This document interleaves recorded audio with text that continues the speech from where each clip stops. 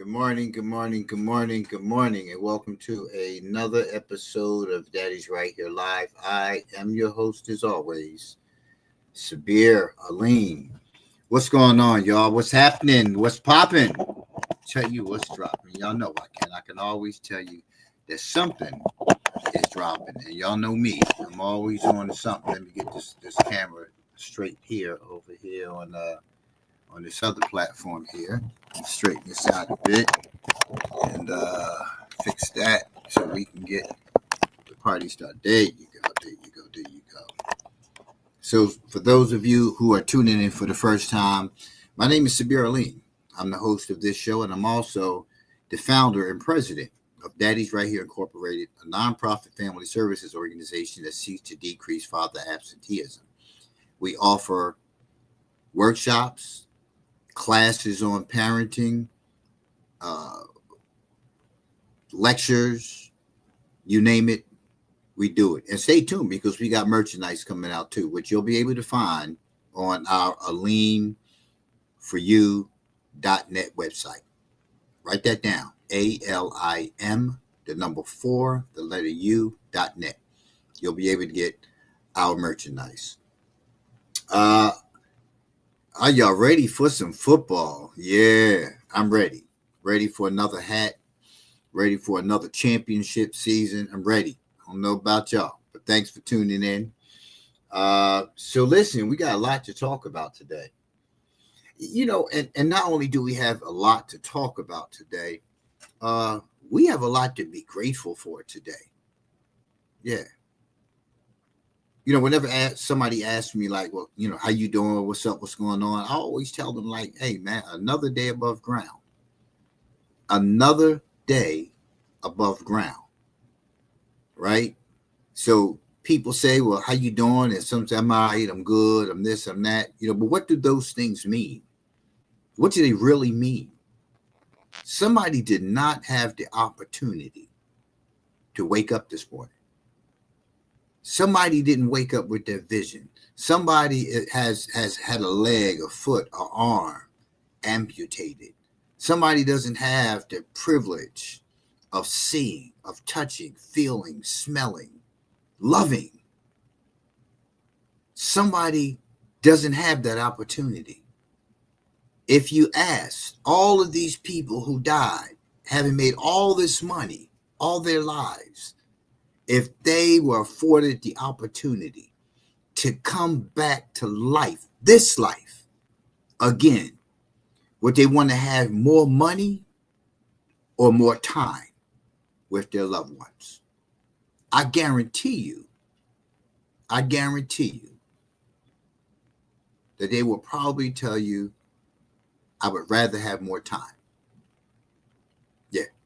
I'd rather see my family. I'd rather be able to hug my mother again. I'd rather be able to go take my little girl, my little boy to get some ice cream from the ice cream shop. I'd rather be sitting home playing a board game with my family than squandering money, than wasting life away just in all this materialism, when all this love is right here for you. I guarantee you that most of those folks would come back, even though many of us would probably be so appreciative of the next life, whatever that may look like.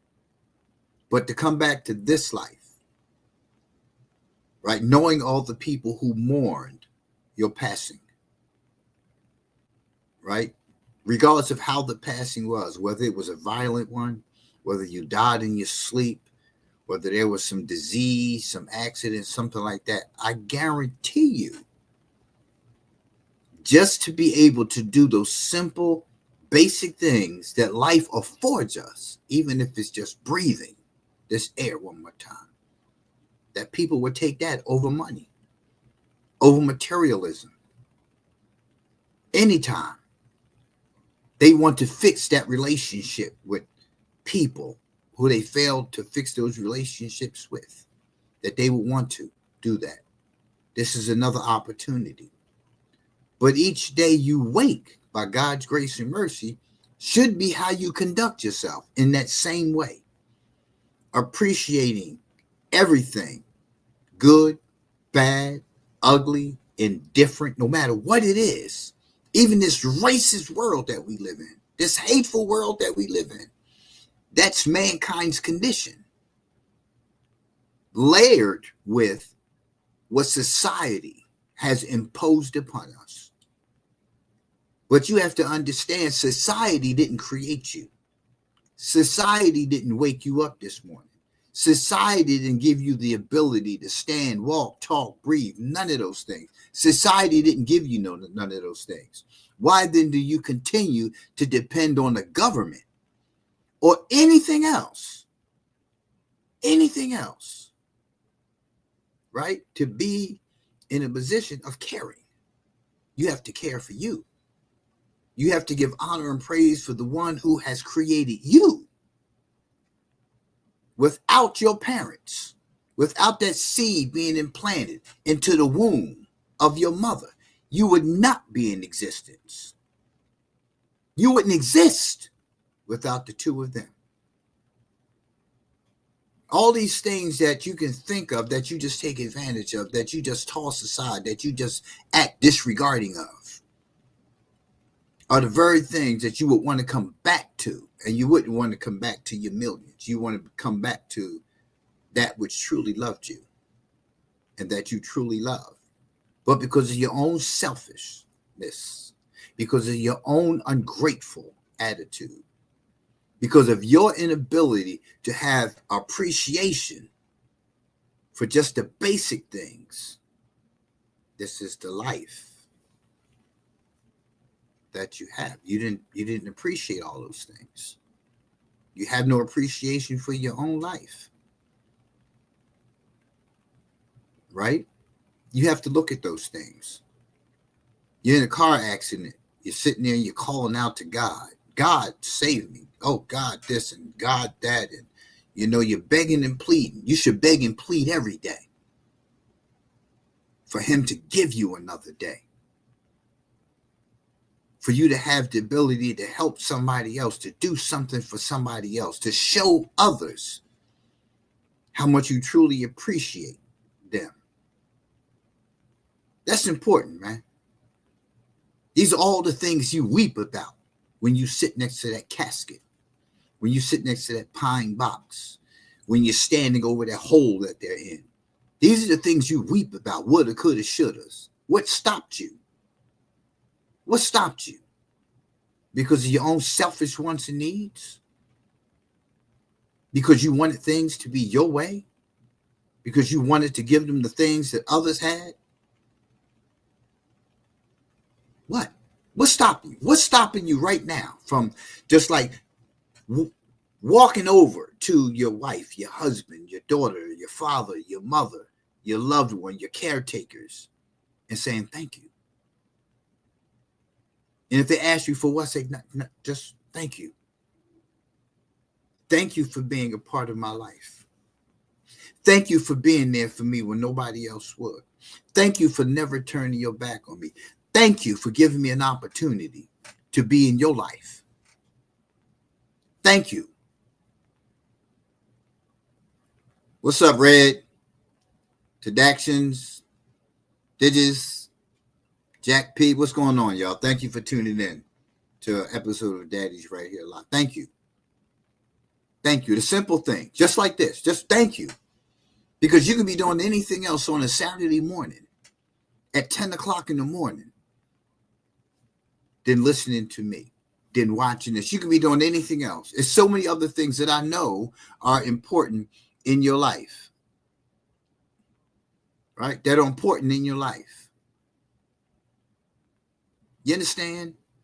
There's so many other things that are important in your life. Thank you for wanting to host, to co-host on the show. Thank you. Thank you. Right?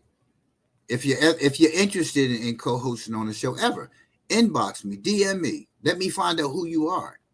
Let me find out what you're working with, because what I do, I represent my own brand. My own brand. And it's not a matter of questioning who you are. You have the right to be who you are, and so do I.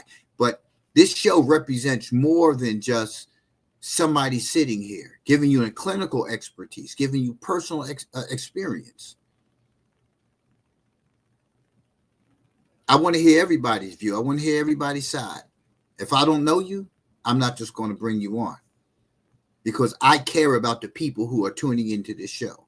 And I don't want them to be fed misinformation, wrong information. Your view is definitely acceptable, but I don't know who you are. So please feel free to inbox me and say, hey, I like to, co-host the show with you. Sometime this is what I'm about. This, I look at your posts and things like that, because it's important. It's important who people follow. It's important who you take your information from. It's important. This is not just a good idea. Daddy's Right Here wasn't a good idea. Right? That's not how this was built. But you have to begin to look at having authentic and true relationships with people. Right? I don't do the fraud thing. I don't do the phony stuff. I'm who I am right here and who you'll see in front of you. Right? Because I take my life seriously. I'm grateful for everything. Everything. If my wife gives me a glass of water, thank you. Thank you. That should be the first thing to come out of your mouth. Thank you. When somebody does something for you. But when you act unappreciative of what things people give to you, what things people will say to you, right? You can't say and do two different things. You can't say, and that's called cognitive dissonance. That means your mouth is saying one thing, but your actions show something truly different. And it's okay. We all have it in varied situations. None of us are perfect. But when you're talking about relationship building, you have to start looking at who it is, right, that you're talking to. How you talk to people is important. And I've always said this before. To men, love is respect. Right? If you're not showing a person respect based on what they expect and what their expectations and standards of respect is, you can't just simply say, well, I do respect you. How do you respect you, the other person? What does respect look like? Part of that is having appreciation for that person. You have to show you appreciate that person. This is important. You show your appreciation, not just the way you were taught. You have to learn from the other person what appreciation looks like as well. So you can love me the way you know how to love me, but you have to learn how to love me the way I need to be loved as well. You have to be told that by me. You have to take that instruction from me. I can't justify my behaviors towards another person by saying, well, that's the way you took it. No, that's the way you delivered it. You delivered it without empathy. You delivered it without sympathy. You delivered it with no authentic self. No authentic self. You just throw it out there. And I'm supposed to just accept it because you gave it. And then all your arrogance, you want to get mad because I don't accept it. Because I don't accept your conduct towards me. But how are you presenting your conduct to me? How are you presenting your conduct to me? How are you showing me that you appreciate me? How are you showing me that you appreciate what I do for you? Right? You take from me, and then when it's your time to give, you give nothing. And then people say, well, you're supposed to just give out of your own heart. No. Stop using that as an excuse. I do what I do. Love does come with conditions. I don't care what you're talking about. Whether it's your child, your mother, your wife, anybody. Love comes with conditions. Yeah. There's conditions for my love. There's conditions for me to give you my love. And you don't have to reciprocate it in the way that I give it to you. But you have to give it back. It has to be laden with respect, appreciation, and a host of other things. But today the focus is on gratitude, right? When you're not grateful just for the simple matter of waking up, therein lies part of the problem with your spirit. Living life is not intellectual. It's not intellectual. You can't take words and put them together and say this is what it is without actions behind it. So that means that you know, but are you applying it? How are you applying it? Are you applying it effectively to build relationships? Are you applying it to destroy relationships? Are you applying it to put more space between you and your loved ones? Right? How do you show appreciation? What does appreciation look like? What is gratitude? What exactly is gratitude? Right? You know, gratitude is a matter of you're giving somebody something back from your spirit based on how you have received, interpreted, and internalized that which they have done for you. The simple things. You can't keep telling people, I respect you. I love you. I care about you. You're my dog. You're my homie. You're my ride or die. And you're not following up with actions. You're not following up with actions. You just give them lip service. But gratitude first begins with your existence, being appreciative of your existence. No matter how you have interpreted success, right? It's the successful day when you wake up. How you have internalized your trauma, how your trauma has dragged you down to the ground. Listen, the person who has no feet, right, will be appreciative of waking up. It takes time. They work through that trauma. They work through that difficulty. They learn how to get up and walk. But here you are wearing $300, $400, $500 sneakers. For who? Not because they're more comfortable. Because it puts you in a social status of which you desire to be in. Of which you desire to be in. I have my studio light on. That's my recording light. So all of this begins with gratitude. The phone that you're looking at, the monitor that you're looking at, right? How do you treat that? How do you treat your car? Do you just dog your car out because you can afford to buy a car? What type of car do you have? Why do you have the type of car that you have? Oh, how did you get it? Oh, you got a job. How did you get the job? Because of your qualifications? Well, as long as you continue to ride on that, that's the way the conditioning of the rest of your life is going to be, because it's always about I did this and I did it. You didn't wake yourself up. You didn't wake yourself up. And I'm not talking about religion. I'm talking about spiritual conditioning. Understanding that you are part of a whole. The whole is called humanity. The whole is called humanity.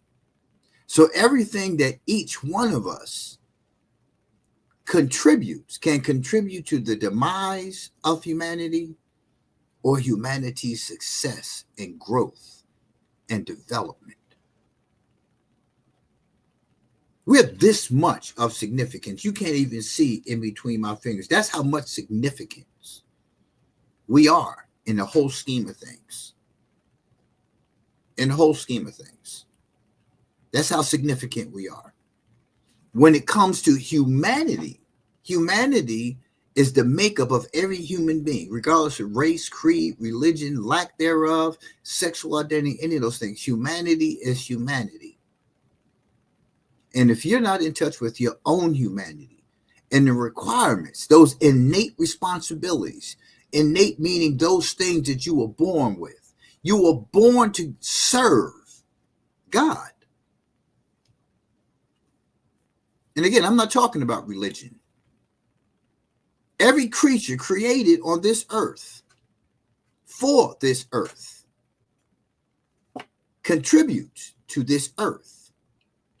Lions, tigers, bears, rats, spiders, and then us, the most intelligent, are the most destructive. Everything that sees man coming knows that's not going to be an outcome that's favorable. It's not going to be. So the lion's not going to wait to have a discussion with you. A lion is not going to look on your Facebook page.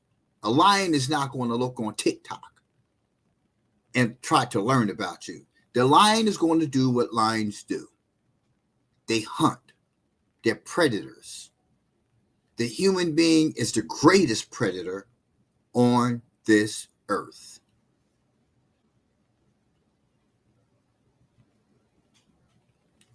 You have to look at everything. See, we're so smart. We pontificate and articulate all these great and wondrous words of wisdom, but don't even know our own humanity. Don't even know what it is you're supposed to be doing on this earth, in this place. Clueless. Clueless. Everything comes before God. And if you put everything before God, why would you not be putting everything before everybody else around you? It's all about you. Many of you adults out there haven't shaken off the boy, haven't shaken off the girl, act like 5-year-olds when somebody checks you on your conduct, when somebody confronts you on your behaviors, and not looking at how you're destroying yourself. And when you're self-destructive, you can't make any reasonable contribution, no rational contribution to mankind, to humanity. None of that. None of that. That's what life is about. That's what life is about. You live within your own house. This is your house. So if you don't mop the floor, if you don't sweep the floor, if you don't dust, if you don't take out the old furniture and bring in new furniture, if the air is reeking of the sickness of arrogance and hate, it's going to be a rough road. And you're going to continue to live a painful existence simply because you won't surrender to the greatness of the Creator himself. It's all about you. It's all about you trying to impress somebody. Look at how many thousands, millions, billions of dollars is spent just to look good. For who? For who? Who are you wearing that dress for? Who are you wearing that jacket for? That brim for? Who are you wearing it for? Who are you trying to impress? I just like style. I shop from Walmart. I shop thrift stores because I like vintage things. I shop, off the rack Nordstrom. I go to a Nordstrom if I wanted to. But why do I have to? Just to tell you that I went to a high-end store and bought a shirt? So what does that mean? What does that make me because I can do that? What would happen if you didn't have those things? How would you feel about yourself then? What's going on, Kathy, Riley, Ariana? What would happen? Think about it for 1 minute. What would happen if you didn't get those Jordans when they came out? But you want to live in a nice home. What's a nice home? Well, first and foremost, you don't just buy a home. You create a home. You buy a house. You rent an apartment. And that's all it is. It's just a shell. You fill it with love, gratitude, appreciation, empathy, trust, loyalty. You fill it with that. That's what makes it a home. A lot of you think you're living in homes and you're really not. You're just living in a house. You just got shelter. You just bought a $450,000 piece of shelter and it means absolutely nothing. because your spirit is in disarray. When you start talking about gratitude, gratitude can only come from a spirit that's loving and caring. It's loving and caring. It's not going to come from anywhere else. It's loving and caring. There's a lot of people walking around who are not loving and caring. This is a mean, ungrateful, insensitive society that we live in. Unforgiving. Right? How do you combat that? By giving back the same energy? No. You take that energy away by doing random acts of kindness towards others. If each person takes personal responsibility for their conduct to get themselves in alignment with the Creator, being that you are the creation, humanity's condition changes. Isn't it written as such? For those of you who profess religion, God will only change the condition of a people when the people change the condition of themselves. So we stay just like we are. We all have to face all of the stuff that you fail to do in being in alignment. We spend time trying to be in alignment with a particular group of people, social statuses, race, religion, all those things continue to divide us as human beings. It ain't true. I don't know what world you live in. People practice the same religion and are at odds with one another. I believe in the New Testament. I believe in the Old Testament. I believe in the King James Version. I believe in this. I believe in that. All these, you believe. What do you believe? What are you believing? What exactly are you believing? Because you can't possibly be internalizing what you profess to believe in with the conduct that's displayed, on stage every day. We have these interpretations that people should walk around. Yes, I am Christian. Yes, I am Muslim. Yes, I am this. Yeah, I am. There's only one who has that actual grace that you're trying to emulate, which you can't possibly conceptualize God in all his glory. It's not possible. So who told you that makes you spiritual because you talk like that?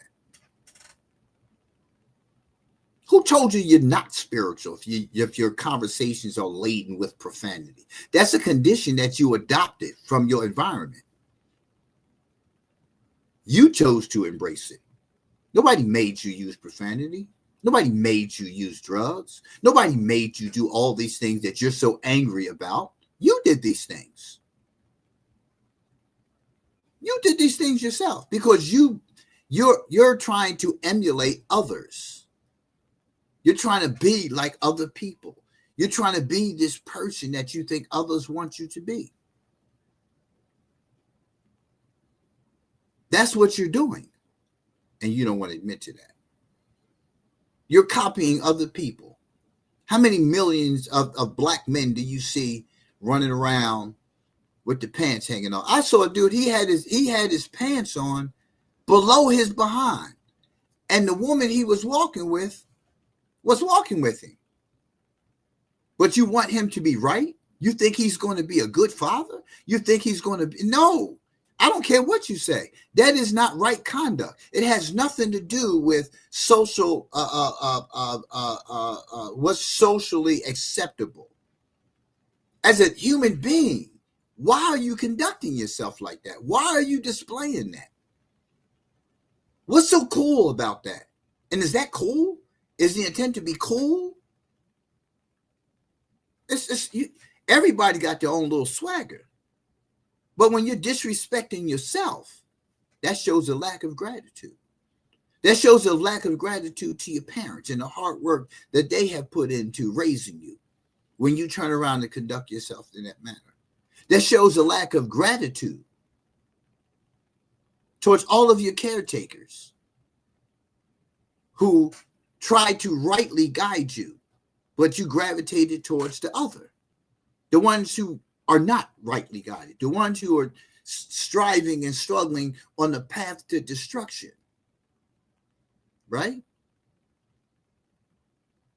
And then they get off that path and they get onto the path of those who are striving for righteousness and think that it's going to rub off. But they haven't changed their condition. They only changed lanes.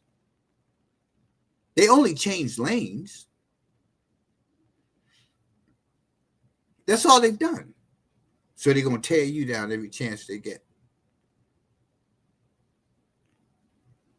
What was the first thing that came to your mind when you got up this morning? What was the first thing you did when you got up this morning? And again, I'm not talking about religion. I reference practitioners of. I was a practicer of a religion from 1988 to, what's this, 25, till about 22, 23. I made a conscious decision that I wanted no parts of religion. Practicing Islam from 1988, exposed to other religions. I've seen nothing in their conduct, right, that makes me want to embrace it.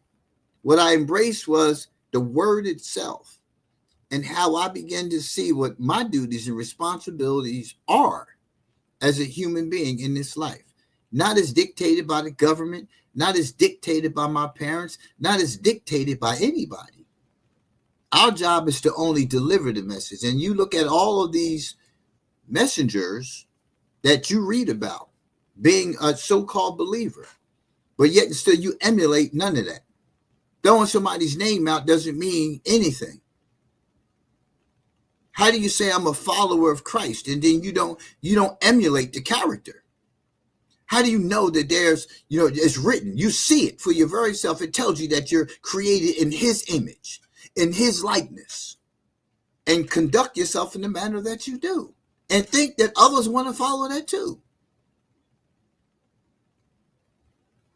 It's just a means of separation, societal separation.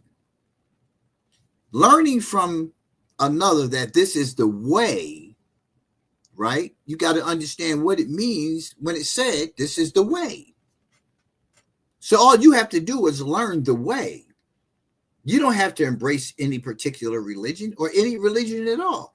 This is the way. The Quran says in it, the Quran is guidance. In it is guidance. Every book can provide you guidance. Any book can provide you guidance. You have to be willing to be guided. You willing to be guided towards buying that high-end car, those high-end clothes, right? You're willing to pick up and go get your face modified, body parts modified. You're willing to do that for what? For what? Didn't you read about vanity? And what vanity does to mankind?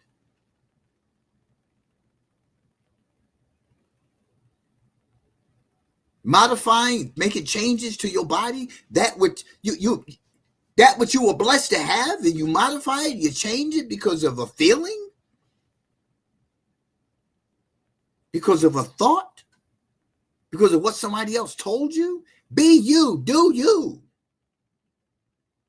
But if you're being and doing what you think is popular, what's trendy, what's going to get you more men, what's going to get you more women, you're sadly mistaken if you think that you're going to have a wondrous life.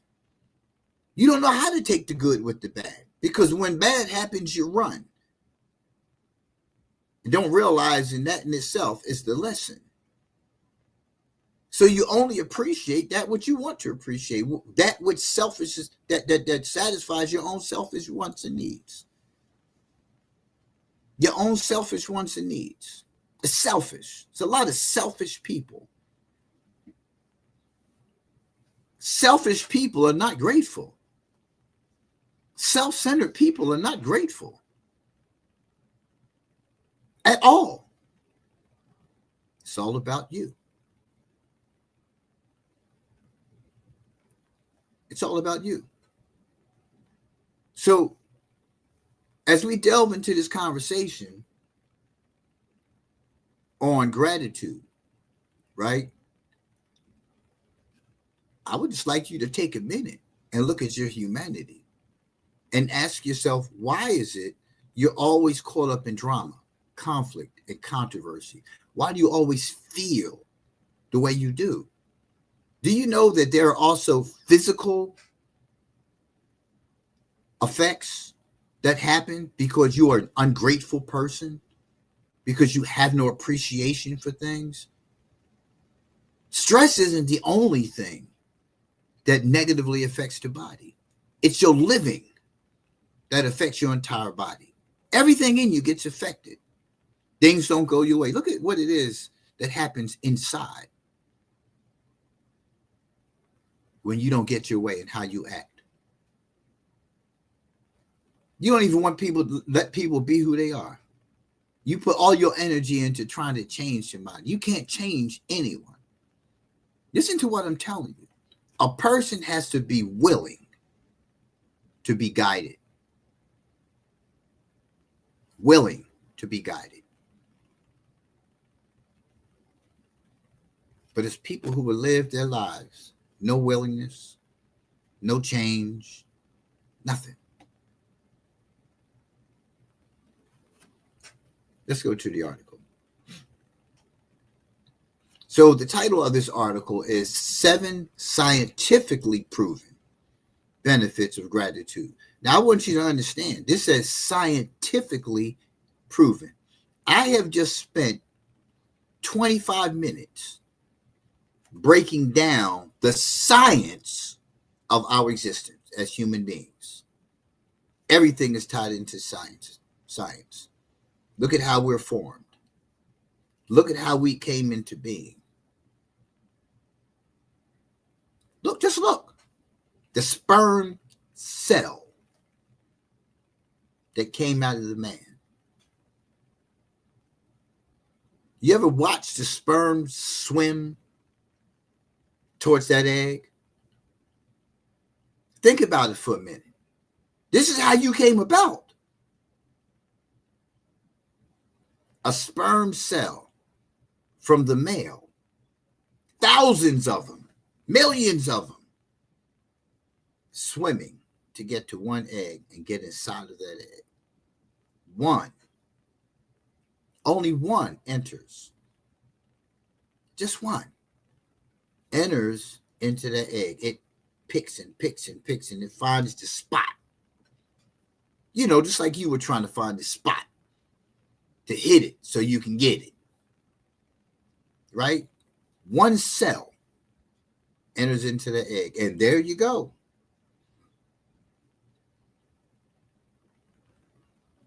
There you go.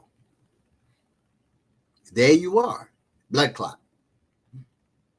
And then there's this magic, this explosion that happens. And here you be. But look at what comes out of that. Look in the mirror. Whatever you see before you is what it is.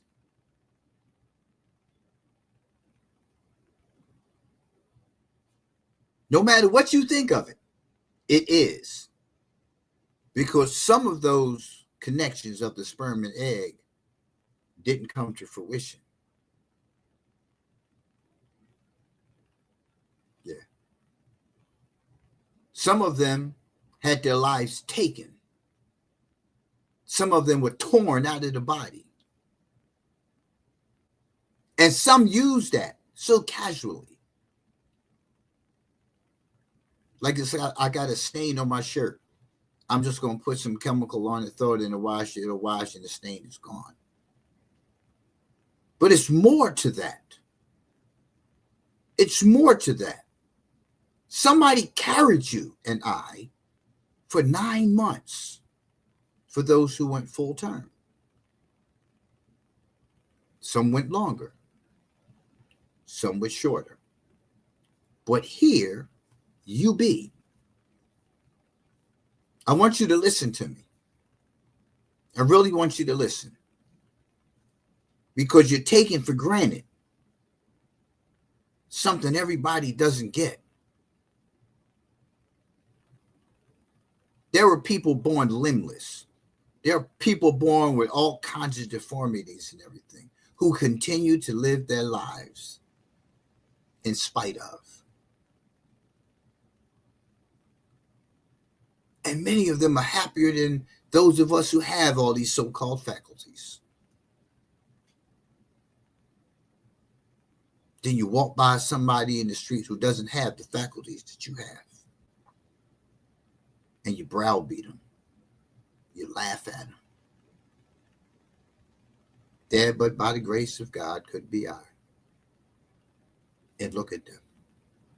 Just as happy, living their lives.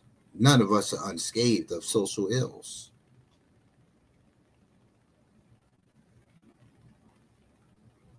But many of them have a greater appreciation for their existence, because they can always take their lives like anybody else.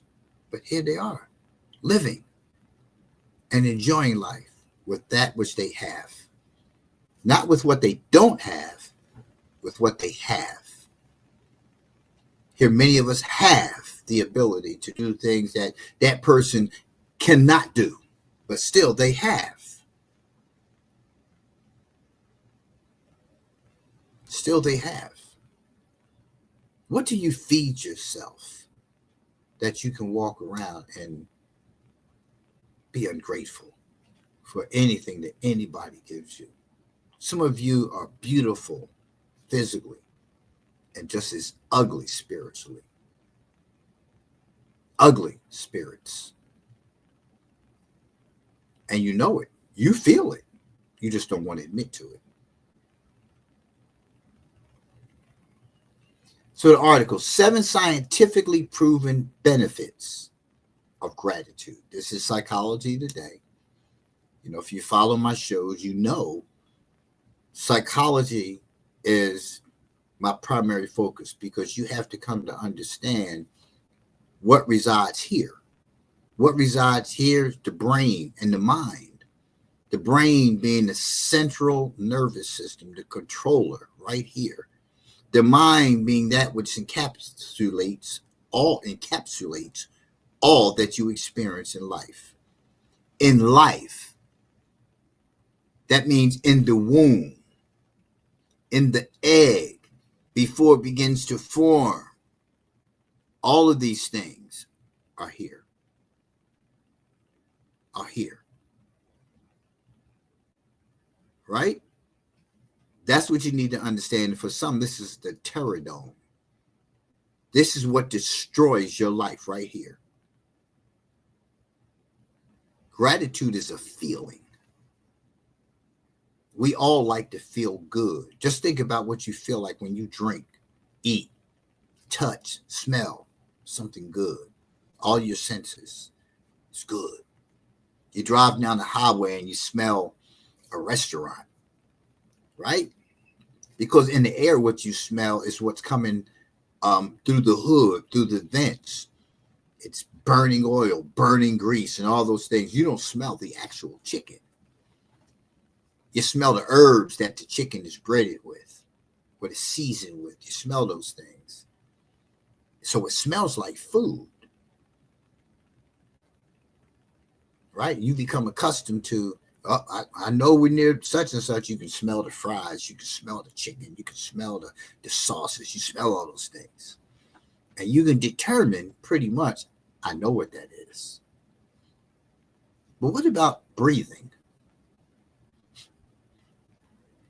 Do you know what breathing is? Like every time you inhale and exhale, do you recognize what that is? Huh? When you smell the grass, do you recognize what that is? Do you know the significance that you have to that grass growing? Do you understand that contribution? Right? Do you understand if those things weren't there? that you would feel differently about yourself. That's why so many projects are grown, developed now without grass, a tree here and there. You're missing those elements. And when you go out in a rural area, you feel the difference. It smells differently. It feels differently. When you sit in silence, it feels different. When you hear all the rah-rah stuff going all around, it feels different. Got to understand the human psyche. So key points from this article. This article is written by Amy Morin. Amy Morin is the author of this article, 7 scientifically proven benefits of gratitude. You'll be grateful that you made the change and you'll sleep better. Key points from this article. One study found that thanking a new acquaintance makes them more likely to seek an ongoing relationship with you. Gratitude reduces a multitude of toxic emotions, from envy and resentment to frustration and regret. Yeah. You're so caught up in what the person just said. You're so caught up in what the person just did, right? And all of these little cousins here, these toxic emotions, the envy and the resentment, to the frustration and the regret, all of those things, because you just don't appreciate the person for who they are. Like not the person, like not what they do. You can tell somebody about what they did and how it made you feel. It's up to that person to change their conduct towards you so you don't continue feeling that way when they interact with you. But when you don't like the person because of an error, because of a difference in conditioning, that's sad. It's sad.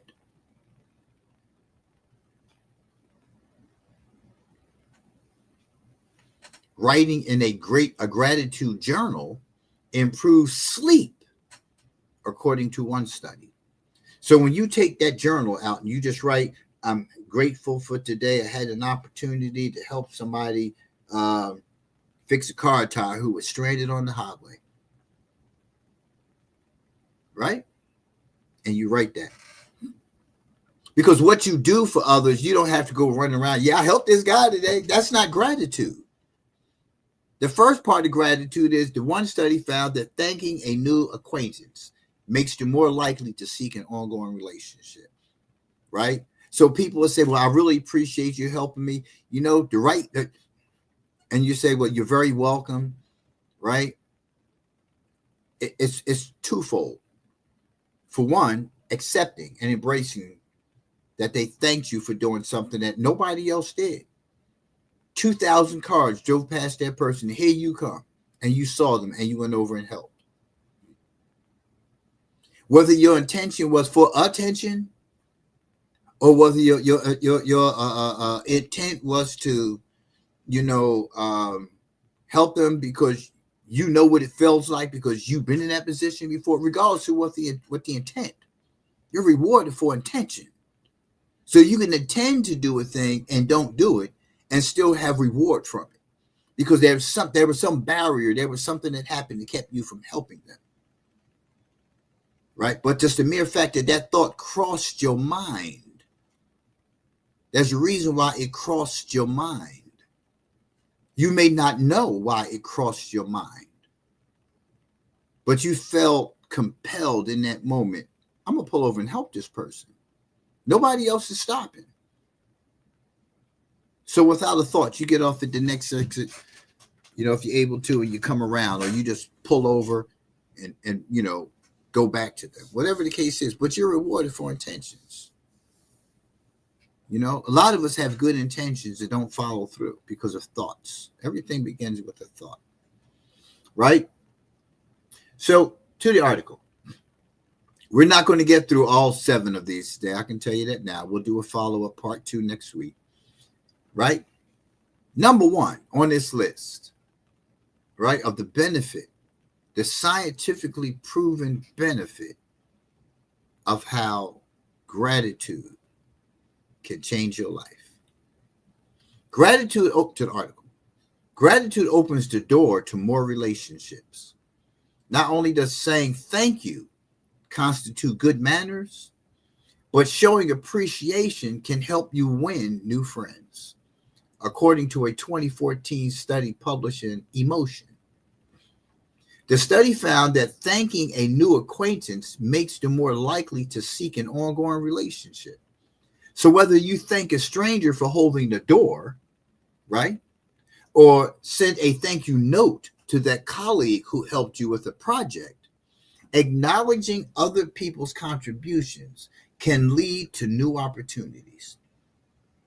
So when holding the door, how many people do you know, have you seen hold the door when you're coming out of a store, going into the store, right? Just think about it for a minute. I'm going to show you how divided we are as a people. Somebody is walking into the grocery store. They open the door and they walk in, and you're only a few feet behind them, and they let the door go. You get upset. You get angry. Why? Why? How many times do you do it? How many times do you open the door? They're a few feet away. How much time does it take to stand there for a few seconds to hold the door while somebody's walking up to the door?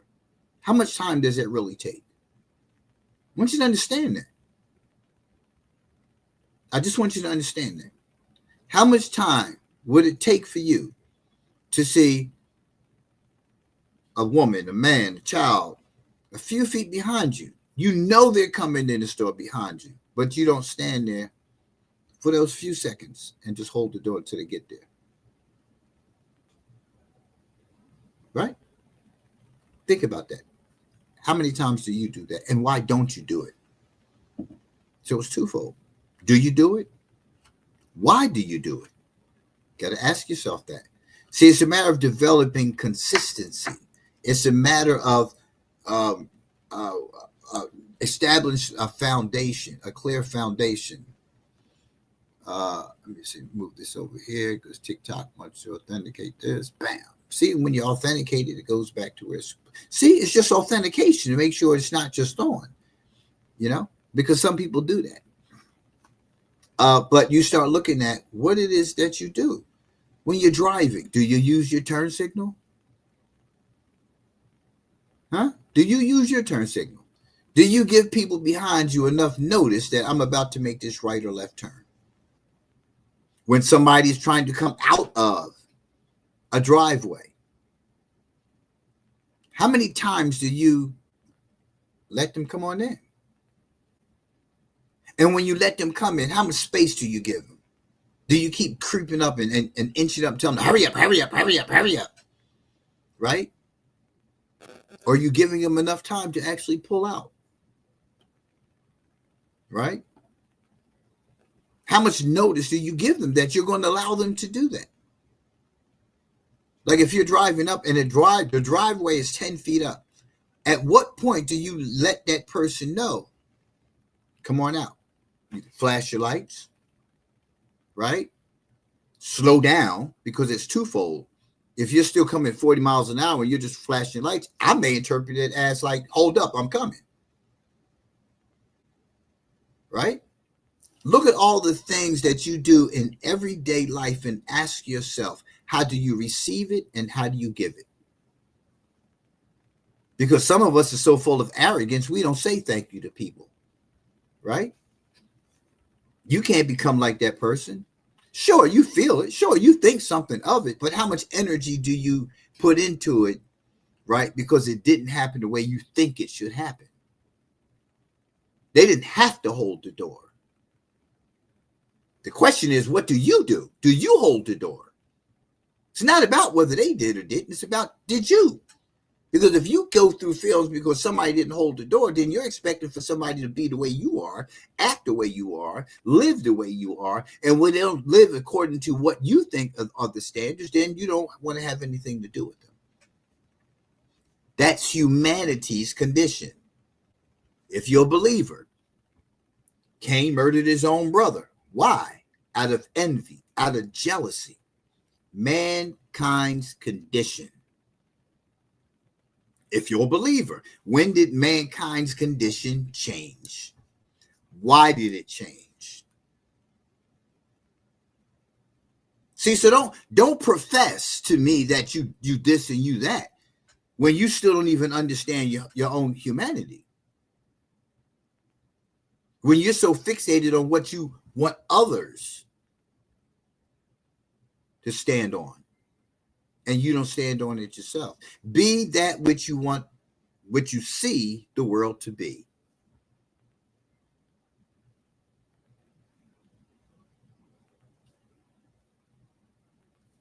Think about it.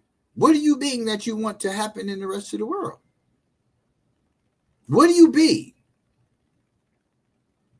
Think about it. What do you be? That's good English, right? But what? What example are you? You want others to be this particular example for your thinking, for your conditioning. How about learning from their conditioning? Separate groups of people and say, oh, but this group of people, they come to America, they do this, and this group comes to America and do this. We were dragged as a people over here, and now we got to do this. Everybody comes here and is successful. Think about it. Why is that? You rather blame instead of looking at what role do you have in the betterment? Or do you just go along to get along? Like the small things, standing on principle that you know to be right, not just going along to get along. You're black, you're supposed to be a Democrat. Who said that? Who said that? I never internalized that. Who said that? Where did that come from? Where did that nonsense come from? And why do you stand on that? Think about it. Why do you stand on that? And then why do you go against those who don't believe that? You can't even answer the question. You think because somebody looks like you that they're going to give you the better end of the stick. There's one end of the stick that has no lubrication. There's another end of the stick that has lubrication. The question is, which end do you get? Because you're going to get one of those ends. You're going to get one of those ends because people who do whatever it is they do have their own aspirations for elevation. I didn't desire to be a counselor all of my career. So I did everything that was required to learn about the business itself, to learn about the condition of humanity, to learn psychology, to learn things that were relevant for me to be able to help somebody in the field of human and social services, but most importantly, to apply it to myself. I don't get a whole lot of follows, but I guarantee you if I had some girls behind me shaking their asses, or I was sitting here smoking a blunt and acting niggardly, billions of followers. That doesn't make the news. This will never be. I'm fine with that. I'm not looking for that. I'm not looking for that. I'm not looking to go viral. Never been looking to go viral. Daddy's Right Here wasn't established on that foundation of seeking to go viral. That's what the makers of all of these social platforms have done. They've convinced you that going viral is going to have some kind of benefit for you. So you got 15 million viewers, and how much compensation did you get for monetization of your videos? How much did you get? $3.65, $7.27. I don't know. What are you benefiting? I've never complained about record sales. I've never complained about followers. This is me. This is my morality. This is my morality. This is my purpose. I don't need hand claps. I'm not looking for that. What I have is right here. My wife, my children, my mother who is still here. That's my life. That's what benefits me. Legacy is important. My grandchildren, my great-grandchildren, my great-great-grandchildren will always be able to look back and say, that's my father. That's my uncle. That's my cousin. Because I want to make a contribution to humanity.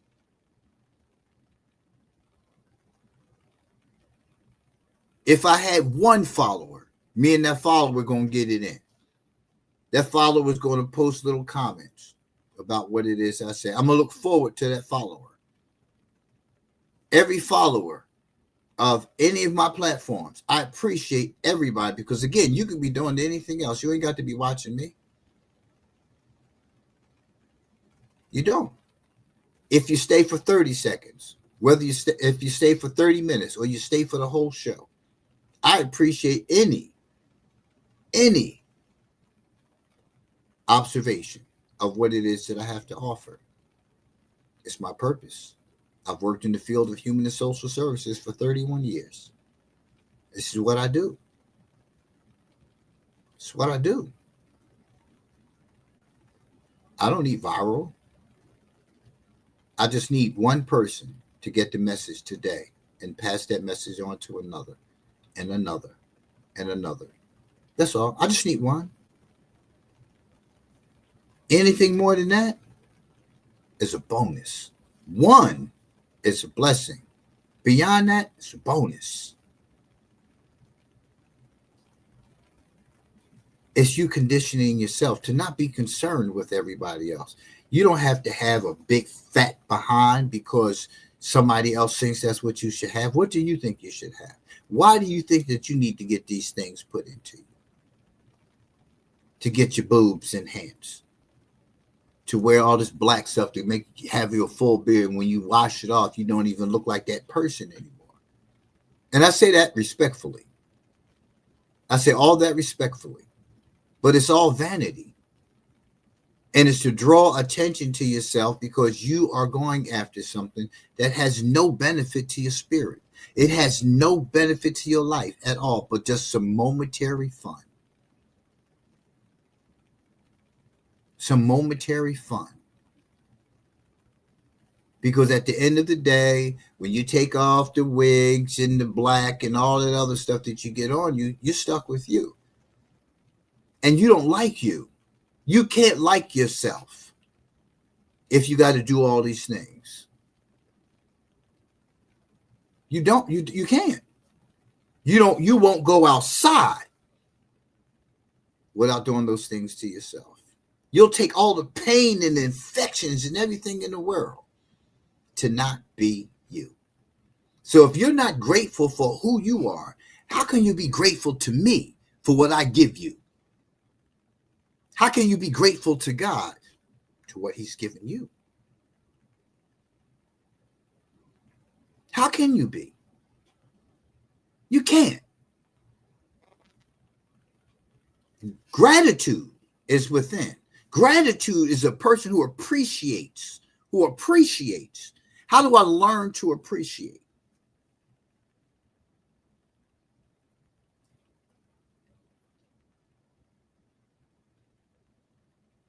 The last thing it says here, acknowledging other people's contributions, right? Acknowledging other people's contribution to what? Contributions to what? Why do you what does you acknowledging the fact that I said thank you have to do with anything? It shows you who you are. It shows you I appreciate what you just did. Thank you. I appreciate what you just did for me. Why? Why do you appreciate it? This is the very person who you couldn't stand. who just dropped their book on the floor and you bent over and pick it up and handed it to them. They said, thank you. That whole relationship just changed. This is the person who you couldn't stand. But something within you said, pick the book up and hand it to them. What was that all about? Was it that your dislike was really a desire that you couldn't confront? To say, hey, I think you're pretty cool. You look like an all right person. Right? What was that really all about? Was that a fleeting glimpse of what exists within you? What was that all about? But that same person who picked up on your negativity said, thank you. What did it mean for them when you took that action? And it said here, can lead to new opportunities. New opportunities. What new opportunities? What are you striving for in life? Think about it. What are you striving for in life that you need an opportunity for?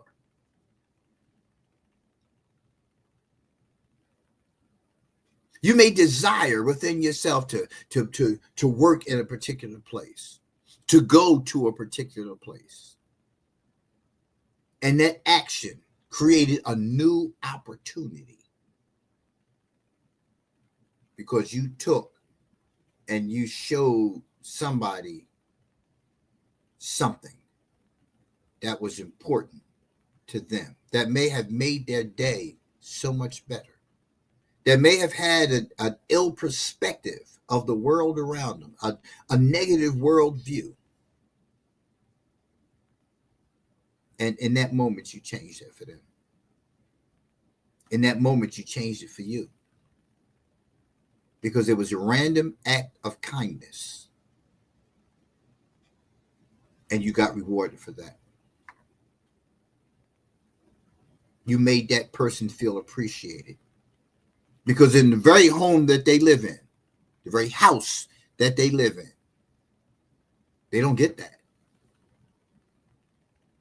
They don't get that. And you just did something that nobody else has ever done for them. Nobody ever tells you thank you. And you become conditioned to just do and become so desensitized when somebody turns around and says thank you.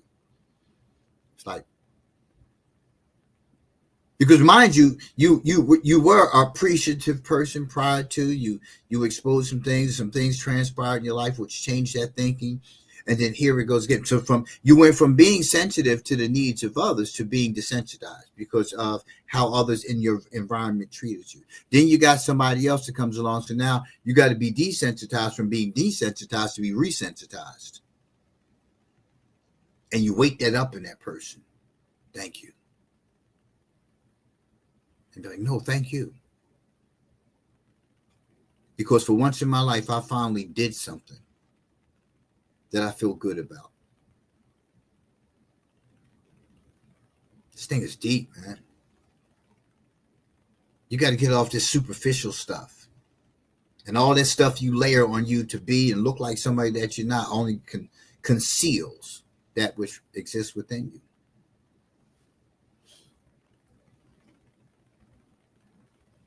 Number 2 on the list of 7 essential things, essential benefits of what gratitude does to change your life. Gratitude improves physical health. Now remember, I was just telling you about that earlier. The physical impact of being ungrateful. Gratitude improves physical health. To the article, grateful people experience fewer aches and pains and report feeling healthier than other people. According to a 2012 study published in Personality and Individual Differences, right? That's the article that was published about how people feel when they're grateful, right? You look at, not surprisingly, Grateful people are also more likely to take care of their health, right? They exercise more often and are more likely to attend regular checkups, which is likely to contribute to further longevity. We're killing ourselves and don't even see it. That's what we're doing. That's what we're doing as human beings. We're killing ourselves. But we're sitting around focusing on what the powers, so-called, that be, are doing to us. The lies, the deception. Right? But look at what it is that you're doing to yourself. Look at how you're actually treating yourself. That's what you want to look at. When you put all this energy into talking about other people, when you spend all your energy into idle chatter, gossip, right? You're wasting away. You're wasting away. You start having all these difficulties, to people developing ulcers and all kind of other conditions, having headaches and all these things, always feeling at a higher level of stress than you need to, simply because you're focusing on things that ain't your damn business. It's none of your business. You can't change anyone. Trust what I tell you. I've been a clinician for 31 years. My position is to give you the information. Your position is to use the information. If you choose not to use it, you don't grow. You don't allow anybody to teach you anything. Even after 31 years in the field, I still read Psychology Today, one of my favorite resources. I still read some of the texts that I got when I was in my academic studies. I still keep up with the changes of different drugs and the impact of those drugs are having upon the person's being, society. I still look at all those things because I have to stay saturated with the right stuff. What right stuff are you saturating yourself with other than just having a good time? And then laughing and joking and pointing fingers and blaming other people. What? Where's the benefit in any of that? I'm 64 years old. I didn't know 64 would feel like this. I thought 64 was like I'm on my way to the chapel. And I'm not going to get married. I'm already married. But I'm just saying, like, I don't feel that at all. My mind is not cluttered with hate, anger, resentments, vengeance, deception. And that's what it's saying here, that people experience a healthier life, a healthier existence when they don't carry that kind of stuff. But it begins with understanding your conditioning and how you exist, how you came into existence, and what your purpose is. What your purpose is. Not what you want to do for a living. That's not purpose. Purpose is the why you want to do what you do for a living. Because that's what drives you to get out of bed every day. That's what drives me. After 31 years in servicing, going into retirement, and then, coming back out, because I got to stay connected to the pulse of humanity.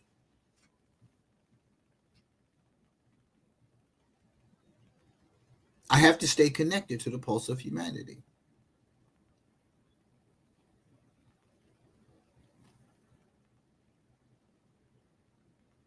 People are also more likely to care of their health.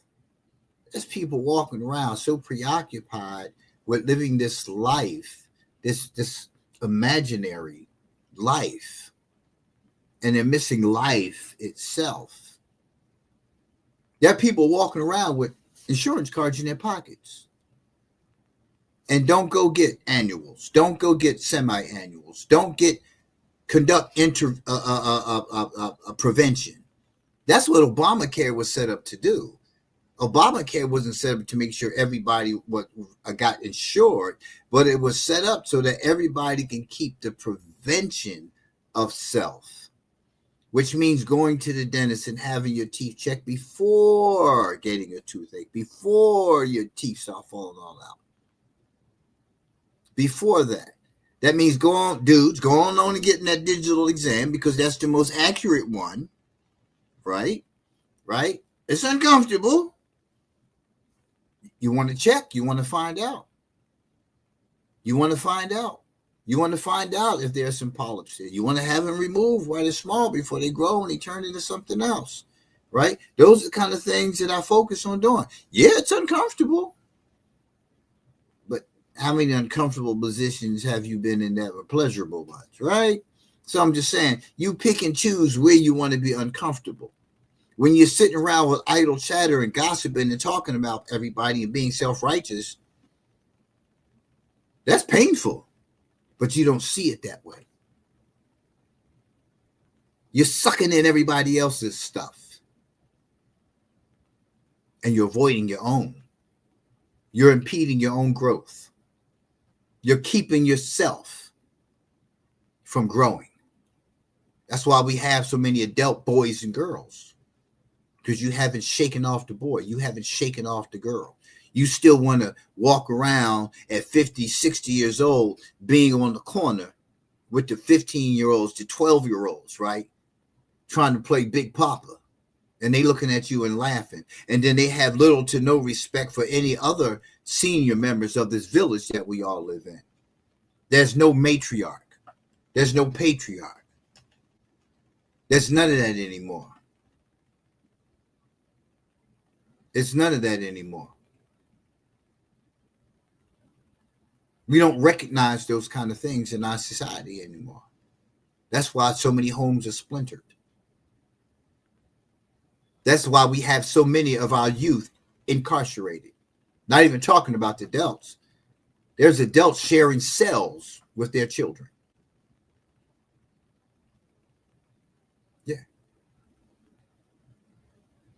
There's so many adults out there, so many parents out there who are grooming their child to be in a cell of some sort. A cell. It's just a cell. Same shape. The cell is shaped the same as a coffin, as the hole they bury in the ground. Sharing the same cell. But want to complain when the system handles that. You didn't have to give him 20 years. You gave the white boy over there 5. Why? We ain't talking about him. We're talking about you and what you failed to do. Again, it's always the divisive response that claps back because you don't want to take and be held accountable for your behavior or lack thereof. Sometimes people just sit back and do nothing. They watch it happen. They do absolutely nothing. Talking about gratitude. When you have it within yourself, your spirit is wrapped in gratitude for your mere existence. Giving it to your children, giving it to those in your circle, right? Begins to spread to humanity. But we have 35 million people in America. Right? It's a lot of work to be done. But it begins with the individual.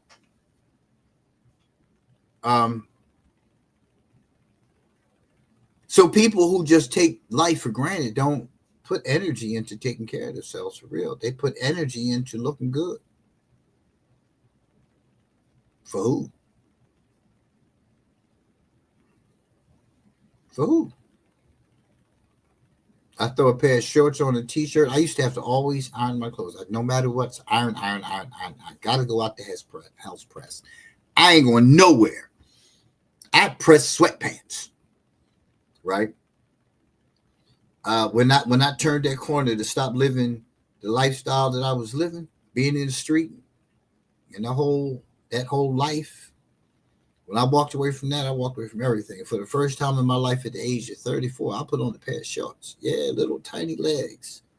But guess what? I'm grateful for having those 2 legs to 2 feet to 10 toes. Yeah. Yeah. Yep. I'm happy for that. I don't care if you like them or not. I don't need you to like them. We've given people too much weight in our lives. Too much. Like, who the hell are you to tell me who to vote for or not to vote for? Who the hell are you to tell me that I can't wear my pants hanging off my behind? Who are you to tell me? Who would you like me to be?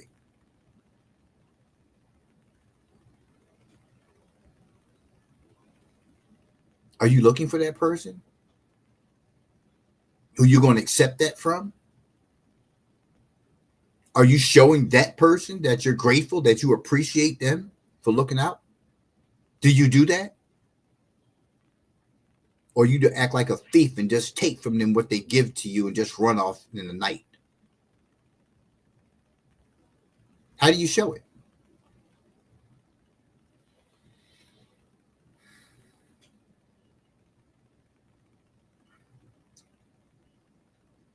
We're gonna do number 3. We're getting close to the hour. Number 3 on the list of the scientifically proven benefits of practicing gratitude and how it can change your life. Gratitude improves psychological health. So we done talked about the physical. Let's talk about the psychological. Gratitude reduces a multitude of toxic emotions. Here we go again. Toxic emotions. So when you call somebody toxic, why are you calling them toxic? Why are you calling them toxic? Because they don't take your stuff? They call you on your stuff? Because they don't let you just say anything you want to say to them? Because they speak up? Because they stand on some morals and values about a thing? Because you want them to go along and get along and be like you? So they can be included in your group? Oh, brother, you ain't black. Not if you think that this, we don't deserve no reparations, this, that, the other. You can't be black. Brother, you can't be black if you vote Republican. Brother, you can't be black if you with a woman who's of a different race. We got to love our sisters first. Who are we? Who am I? Who the hell are you to tell me anything about what I need to do in my life? Think about it. Who am I? Think about it. There's purpose. There's narrative. There's need. There's desire. There's all those things that play out. How many times have you watched this show? How many episodes of this show have you watched? Why? Why have you watched the show? Why do you continue to vote Democrat when it's clear? How many times have you voted Republican? Only to say, well, I won't vote Republican again because of this. But I'll go back and vote Democrat again and accept this. That's stupid. And I say that respectfully. I'm not calling you as a person stupid. I'm saying that action is stupid. We're grown-ass men and women. And we're allowing other grown-ass men and women to dictate to us how we should live our lives? That makes sense to you? That makes sense to you? Got to restructure that thinking. Get your own facts. Get your own facts. When it comes to you making the decision of any kind, make that decision based on facts that you have experienced directly, that you have done research on, not just on what somebody said. And stop doing your research, only on a person who you've gravitated towards following. Listen to every side. I listen to all music. I've been conditioned that way from the beginning of my life. I listen to just about every genre of music. Doesn't matter the regularity. Doesn't matter the regularity. It's like when I go to the barbershop, they're playing the music they want to play. Is it anything that I want to listen to? I don't know. I can't sit down and listen to some of this rap crap over and over again. Doesn't mean I haven't listened to any, because there are some that I've liked, because the lyrics do make sense. I listen to the headbanger music. Don't bother me none. I like the energy. And if you listen, you'll hear the words. You'll hear the lyrics. You'll get the message. But when you allow others to make a decision, what to listen to, what not to listen to, then you're living their lives.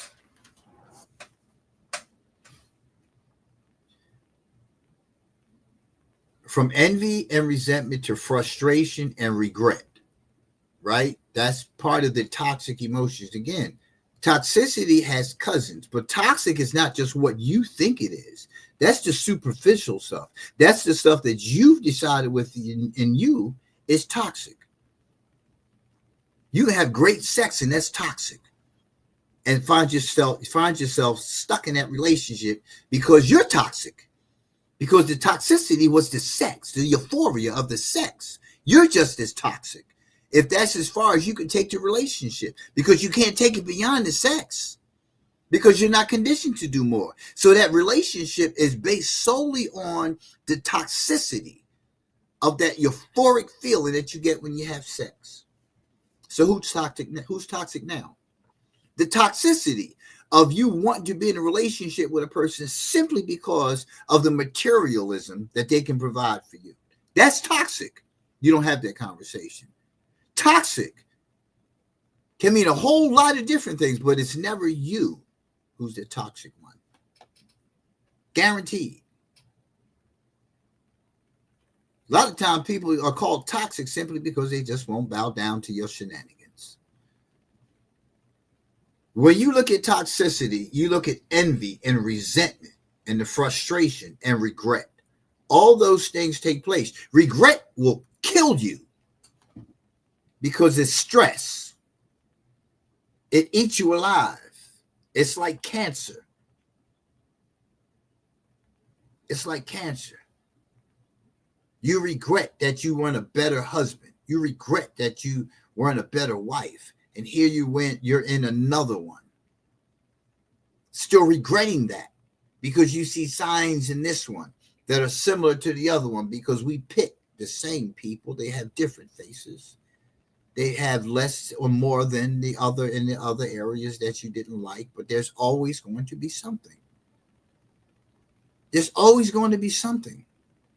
And then you start regretting. Now you see yourself accepting this very behavior from this person that you ain't accept from the other one, and vice versa.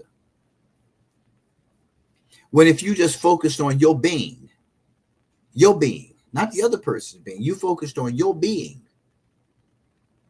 you will see something different.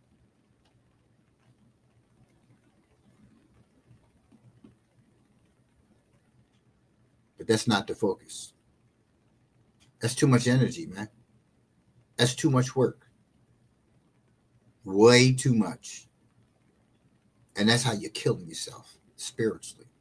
They call it psychologically.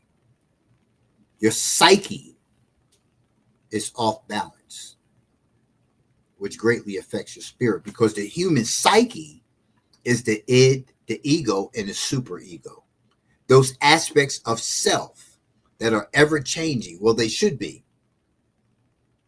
The id brings to balance the human psyche. The id does that. The ego is the unchained. You got to watch the shows that I've done on the id, the ego, and the superego. Right?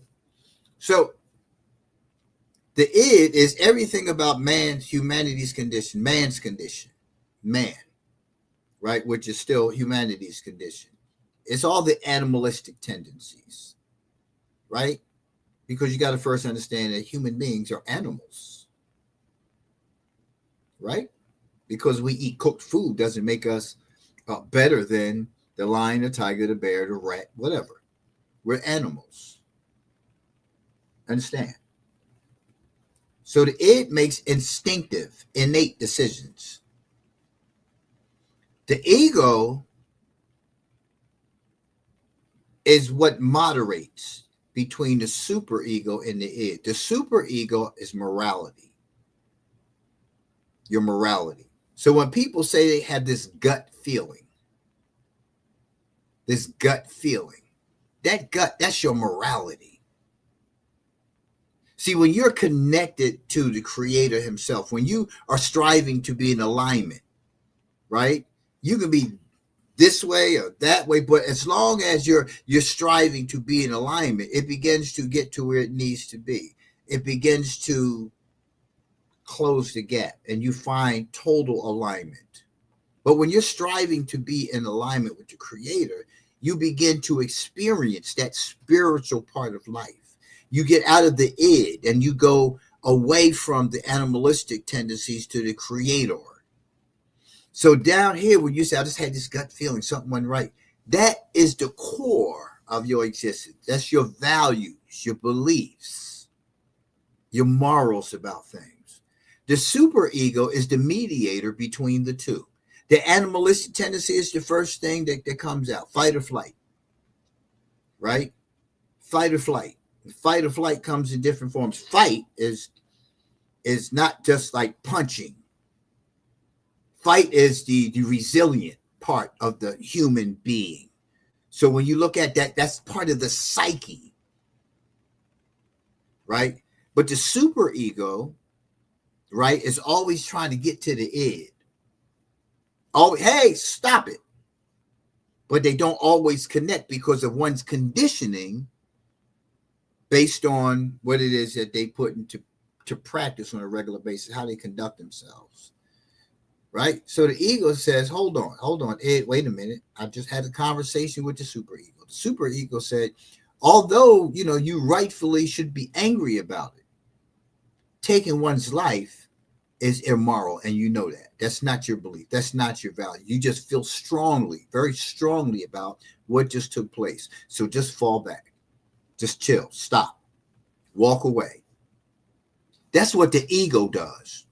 Because the superego says it's so. The superego has all the value of self, right? So when people make decisions to do things they know are not right, these things are easily picked up by a specialist, right? When you're sitting being questioned, eye movement. Do you look to the left? Do you look to the right? What does that mean? How many times did you look to the right? What were we talking about when you looked to the right? When you lowered your head? When your shoulders shifted? When you clench your fist? When you start rubbing your hands? Right? These are all signs of your morality. Right? So when you see people doing like this, well, this means that I'm getting ready to do something dirty. I'm getting ready to rob you. I'm going to do this, that, and the other. But is that it? It's a sign that you interpret from the street, right? Depending on your condition, that means many things. Or is this just me like trying to keep my morality from coming out? I'm just trying to I don't want to do this, but I'm preparing myself to do this. But my morality, it's in a fight with the superego. I mean, with the ego and the id. It's a fight going on. My id keeps saying smacking, just smacking, right? Just cussing out. The ego was saying, hold up, I just got finished talking to the superego again. And we were discussing that. And I just really need to tell you that we're not in agreement with this. See, I'm giving it to you in a term that you could best understand the role of the id, the ego, and the superego in terms of Sigmund Freud's interpretation of the psyche of the person, a human psyche. You are not just stop treating yourself like an object. You loathe it when somebody does that to you. You loathe when somebody treats you like an object. But you objectify yourself in every shape, form, and fashion because you succumb to that which others want you to be, what you think others should be, never being your authentic self. Never being your authentic self. Well, want to say what's popular, want to do what's popular, wear what's popular, wear, do, think what you believe that those around you want you to, because they're doing it. And in order for you to be a part of this, why the hell do I need to be a part of anything? Why do I need to be in your circle? Why? Why do I need to do and follow what you follow? Why? Why? And it's the same thing you should be asking me. Why should I listen to you, Sabir? What makes you? Now, I'm not doing this for hand claps. This is purpose for me. If you know anything about me, I'm consistent. Go back. You got about 400 videos to watch. I've been consistent throughout all these years that I've been doing this show, regardless of what the title of the show has been. Whether it's Daddy's Right Here, whether it's The Wise View, whether it's Soft Spot, I have been consistent. Consistent. Maybe you can learn something from that. Are you consistent? In what way are you consistent? Because you can be consistently a butthole to people. I've been consistent. When I do these shows, this show is not just for you. This show is for me. I'm sharing with you my learnings. I'm sharing with you my teachings. This show is for me, first and foremost, so I can continue to grow. So I can continue to take and keep my pulse on humanity and make my contribution to the best of my ability. Because I understand that death is life. The death that I'm seeking, right, is much different than many. I live to die. The process of death begins when that egg and that sperm hit. That's when life begins. Sometimes life ends right after that, months from now, right? But I'm seeking something after all of this. After all of this, I know where I'm going. I know where I want to go. I know where I believe that I'm going. And it's to a place much better than this. Far greater than this. That's for me. So whenever death comes, I welcome it. No matter how it comes. I can't think about how it's going to come and be mad. Well, I don't want to get shot. I don't want to get this. Am I going to know? I'm angry now because of what I think it's going to be like. That's not my vision. That's not my lens. That's not mine. My lens is at whatever way it comes, it's going to come. I don't believe that I would live this life. This life would be ended only to find myself grieving and being upset and angry because of what somebody did to me in this life and the other life. That's too much energy. That's too much energy. That's not my belief system. My belief system is that I'm going to paradise. And that paradise may look like this one too. This may be my purpose in the next life. But I'll be leaving this life conditioned to be in alignment, to be a servant to God himself. And I'm good with that. I don't care about what anybody thinks. I don't need you to be. I don't need friends. What I need to be is who I am. And everybody I encounter, I accept them for who they are. I don't have to accept your ways. I can love you from a distance. But I'm going to be who I'm going to be. I'm grateful for this life. Plain and simple. I'm grateful for all of this. And that's what it comes down to. Stop living your life for other people. Be grateful that God has given you the ability to live in whatever capacity or condition He's given it to you. Would I be happy without my limbs? Absolutely not. But there are limbless people who have set the example for me that life is just great for them. It's just as great for them.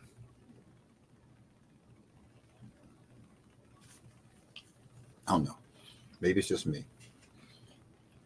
Listen, make sure y'all stop in and check out our website, aleemforyou.net.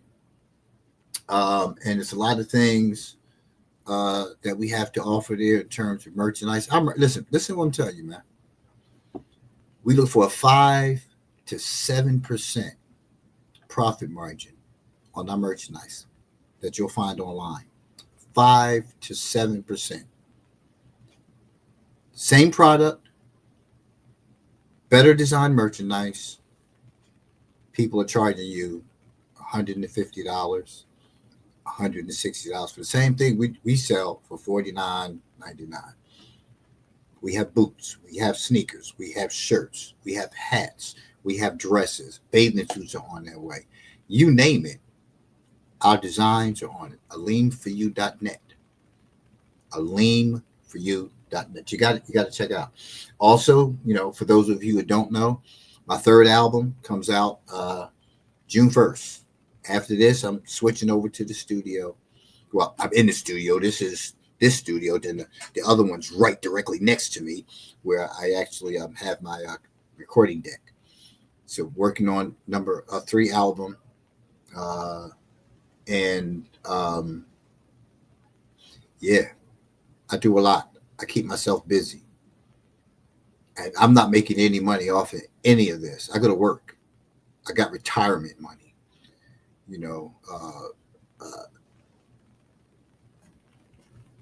What else can I tell you? Right? I'm grateful for living. I don't waste energy on everybody else's stuff. I just don't waste energy on that kind of stuff, man. It's not worth it. It's not worth it. As always, man, listen, I appreciate you guys, ladies, men, boys, girls, for tuning in. You can be doing anything else on a Saturday morning than sitting here listening to me. But here you be with me, and I thank you for that. I'm your host, as always, Sabir Aleem. Y'all have a great day.